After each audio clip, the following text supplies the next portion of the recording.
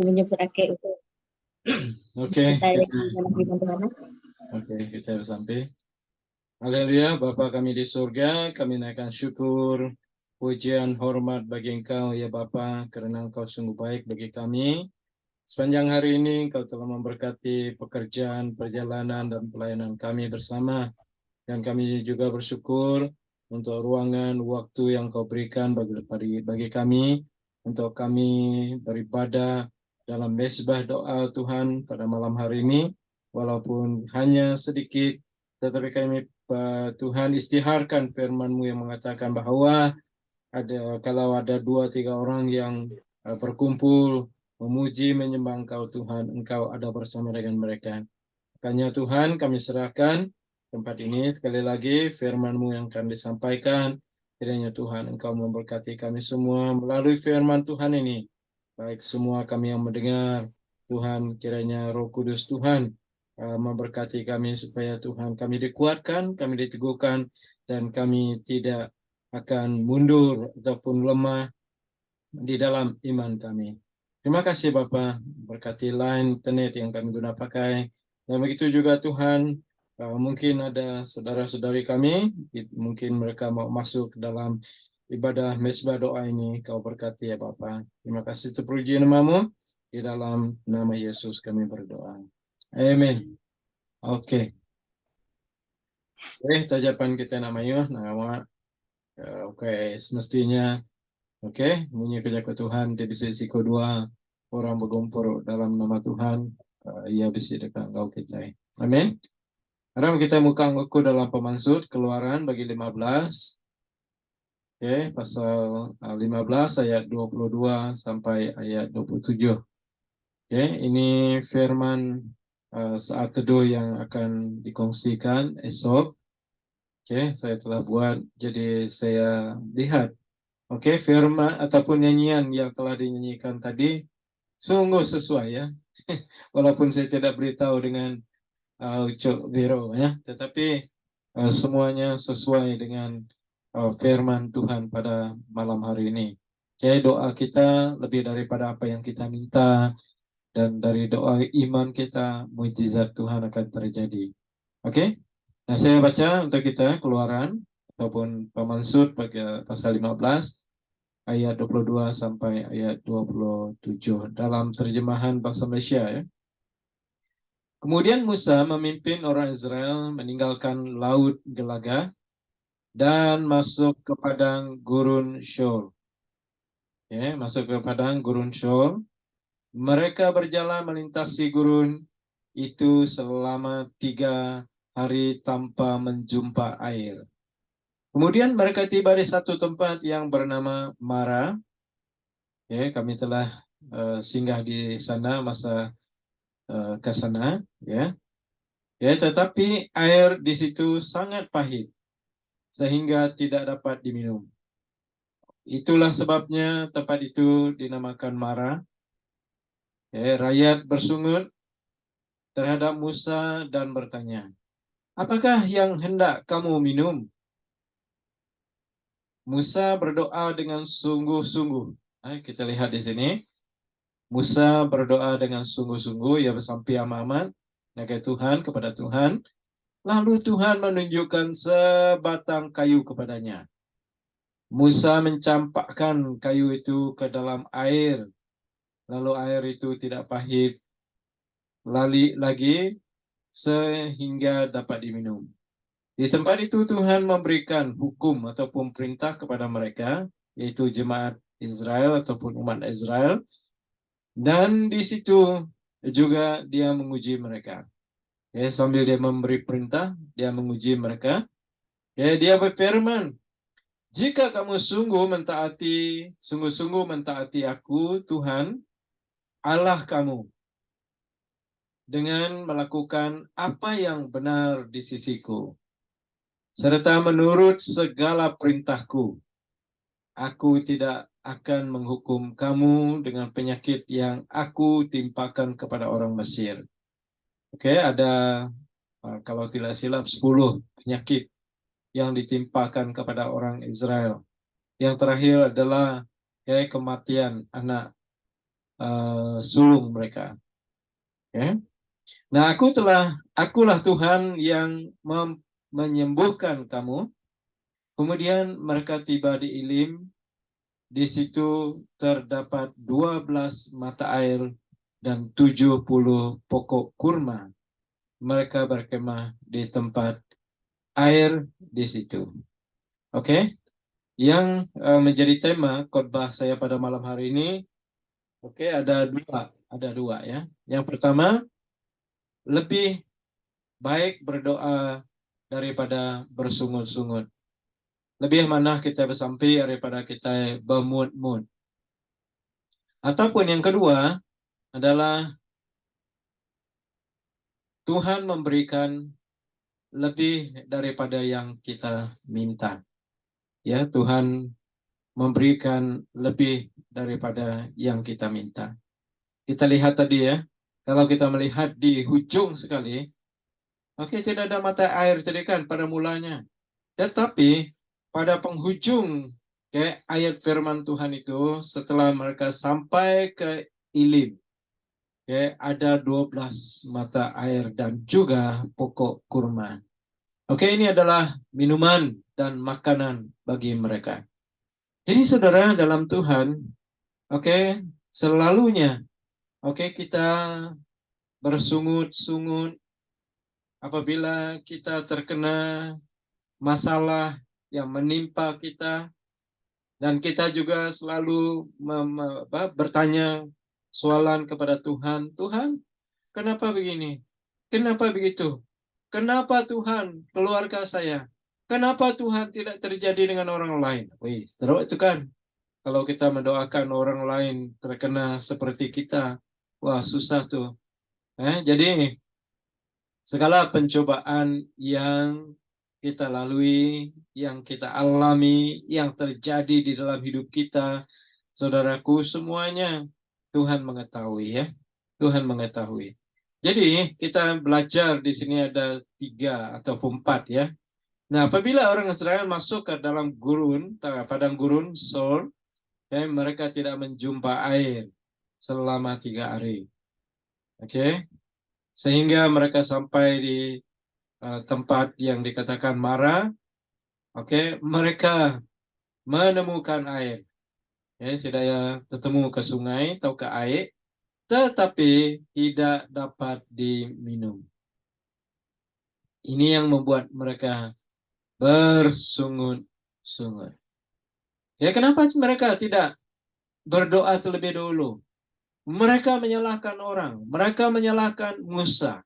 Kadang-kadang saudaraku dalam Tuhan, apabila pencobaan terjadi, masalah terjadi, baik dalam pribadi kita, baik dalam keluarga kita, selalunya kita marah orang lain kan? Kamu yang salah, kamu yang salah, kamu yang salah. Dan kita tidak mengaku, bahwa Tuhan itu berkuasa dapat melakukan mujizat, bahwa Tuhan itu dapat menyembuhkan, Tuhan itu dapat membebaskan, Tuhan itu dapat membuang apapun masalah yang terjadi dalam hidup kita. Tetapi yang kita lakukan adalah bersungut-sungut. Yang kedua, maka itu rakyat bersungut-sungut terhadap Musa. Tetapi Musa tidak marah mereka. Musa tidak benci kepada mereka, sakit hati kepada mereka. Tetapi apa yang dilakukan Musa? Musa berdoa bersungguh-sungguh kepada Tuhan. Dan tiba-tiba Tuhan menunjukkan sebatang kayu kepadanya. Dan Musa pun tidak tergagap. Musa pun mengambil kayu tersebut dan mencampakkan kayu itu ke dalam air. Dan air itu, air yang pahit itu diubah menjadi tawar dan dapat diminum. Ini mujizat. Nah kalau kita satu lagi, kita boleh juga berkhotbah dengan tema yang satu lagi. Yang pahit akan menjadi tawar. Sesuatu dalam kehidupan kita rasa itu sangat pahit. Itu sangat perih terjadi dalam hidup kita. tetapi Tuhan dapat mengubahnya menjadi suatu yang baik, yang mengembirakan, yang ngasuh kita gagah, ngasuh kita muji nyembah Tuhan. Tajapan dalam kepahitan yang terjadi di dalam keluarga kita, pribadi kita, dan sebagainya. Tuhan mengubah air pahit menjadi air tawar. Tuhan mengubah masalah menjadi berkat. Tuhan mengubah penyakit menjadi sembuh. Seperti yang dikatakan oleh Pastor Robert tadi dalam post di grup kita. Setelah Buddha itu menerima Tuhan, menjadi Tuhan Juru Selamat dalam kehidupan dia, dan dia dibaptis, tadi dia cek, terus hilang penyakit dia. Wow, ini sangat-sangat patut, sangat menakjubkan, mengagumkan nama Tuhan. Kenapa? Sebab Tuhan melakukan mujizat serta-merta. Dia disembuhkan daripada dalam darah dia tidak ada alkohol lagi, darah dia tidak ada rokok lagi. Karena dia sudah berhenti merokok. Dan dia telah berhenti minum air alkohol, dan juga bahkan dadah tidak ada lagi di dalam tubuhnya. Dan bahkan dia sembuh daripada sakit hepatitis C. Hepatitis C yang dia hadapi ataupun dia hadapi. Jadi saudara, dalam Tuhan itulah yang berlaku. Kalau Tuhan bekerja, tidak ada yang mustahil, seperti doa kita tadi. Dengan doa, dengan iman, Tuhan dapat melakukan mujizat. Dan yang ketiga, kita lihat masa itulah Tuhan, setelah mereka dapat minum air yang baik, yang tawar. Nah, masa itulah Tuhan memberikan pesan kepada mereka, dan di situ juga Tuhan menguji mereka dan berfirman. Dan dia katakan, jika mereka ataupun jika kamu mentaati Tuhan Allah kamu dengan melakukan yang benar, di sisiku, di sisi Tuhan, serta menurut segala perintahnya, dia akan menghukum mereka dengan penyakit yang menimpa orang Mesir. Nah, ini adalah satu amaran, kalau kita sudah bertobat dan kita melakukan lagi perkara itu, mungkin kita akan ditimpa oleh musibah, oleh karena kesalahan kita, kesilapan kita, kelemahan kita. Jadi jauhkan diri daripada mengulang, ngulang utainya baru dosa. Itu dari gagak kita yang tadi, diulang kita baru. Jangan, kalau kita sudah bebas, bebaslah kita. Sebab Tuhan mengatakan kita di dalam Yesus kita ada pelepasan. Di dalam Yesus kita dimerdekakan. Nah, yang terakhir, yang keempat, apa yang kita pelajari dari teks tadi. Nah, apabila mereka tiba di Elim, di situ terdapat 12 mata air. 12 mata air. Ini mujizat yang Tuhan nyatakan kepada mereka. Walaupun pada mulanya tidak ada kan mata air, dan mereka bersungut-sungut marah kepada Musa, karena air pahit. Tetapi Tuhan menyatakan kuasanya, anugerahnya, kemurahannya, dan di sana mereka mendapat 12 mata air. Bukan satu saja, 12. Ini berkat orang yang taat, orang yang setia kepada Tuhan. Mereka akan mengalami berkat berkelimpahan. Berkat itu tidak akan berhenti. Bahkan berkat itu melimpah dalam kehidupan kita. Bukan satu saja, tetapi di sini dikatakan 12. Maksudnya banyak berkat Tuhan yang mereka dapati setelah mereka mentaati firman Tuhan. Dan juga ada 70 pokok kurma. Wow, bukan satu, tapi 70. Kurma ini adalah satu makanan yang memberi tenaga kepada mereka. memberi tenaga kepada mereka, walaupun mungkin mereka tidak makan yang lain, tetapi kurma sudah cukup. Sebab ada air dan ada kurma, itu adalah makan jasmani mereka. Begitu juga dengan kita pada hari ini. Kalau kita taat setia, taat kepada Tuhan, taat dalam pelayanan, taat berdoa, taat beribadah, taat membaca firman Tuhan, saudaraku, inilah yang berlaku kepada kita. Amin. Kita akan menerima berkat 12 mata air dan 70 pokok anggur ataupun pokok kurma. Dan di sanalah mereka berhenti dan berkemah. Nah, saudara dalam Tuhan, aplikasi yang saya tulis di sini. Nah, apabila kita mengalami persoalan ataupun masalah hidup, janganlah kita terlebih dahulu bersungut-sungut, tetapi lebih baik kita berdoa terlebih dahulu, mohon pertolongan daripada Tuhan yang Maha Kuasa dan yang hidup. Dan Dia pasti akan menolong kita. Dia pasti akan memberikan apa yang kita minta daripadanya. Yang kalau kita minta itu, kalau itu memang kehendak Dia, memang pasti Dia akan memberikan kepada kita. Kalau itu bukan kehendak Dia, jangan marah, tunggu dulu. Tuhan katakan tunggu dulu.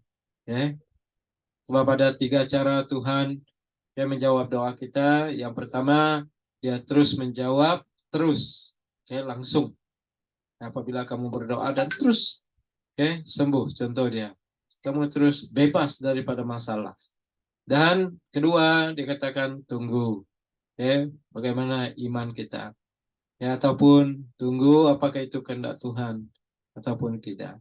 Dan yang ketiga, Tuhan tidak akan membalas ataupun menjawab doa kita, bukan berarti Tuhan tidak prihatin dengan kita, tidak mengasihi kita, tetapi memang itu kehendak Dia.